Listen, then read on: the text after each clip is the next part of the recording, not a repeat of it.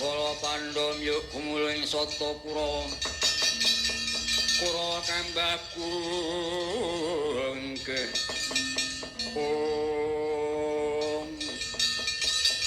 wangunipun Siwa Narada tingan sumengko pengak bojro ketaraka nyadong dawuh wonten nigatos menapa inggih kula putra paduka pun Bathara Brahma nyadong dawuh wonten dawuh menapa wah aku anak mlanang Bathara Bayu yoga nyadong dawuh wong ulun Bathara Narada iya iya Wisnu Brahma lan Bayu padha tak timbali ngadhep ana ngersane keng ya nggih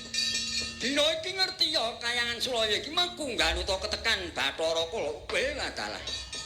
kok Bathara Kala minggat dhateng kayangan kok wonten wigatos menapa lho wonten wigatos menapa kadang kula Bathara Kala minggat dhateng kayangan suwan kanthi Rama Pekulut kowe ngerti dhewe Dere kayangan Sulaya kuwi sepisan ditekani Bathara Kala kaping birone Durga wis mesti bakal bubrah tatanan kayangan Sulaya dina iki Bathara Kala bakal nyuwun memangsan daging manungsa nanging kok digurung liyane kuwi gek kepiye ora ning ya kuwi sing dililani bocah kang nandhang Sukerta kowe ra isih kelingan to nggih Wisnu Brahma lan Bayu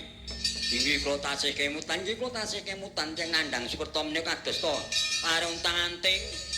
pedana kedini Pandhawa pendhai sendang kapit pancuran kapit sendang kula tasih kemutan lah mula dina iki jeneng kita nggih Wisnu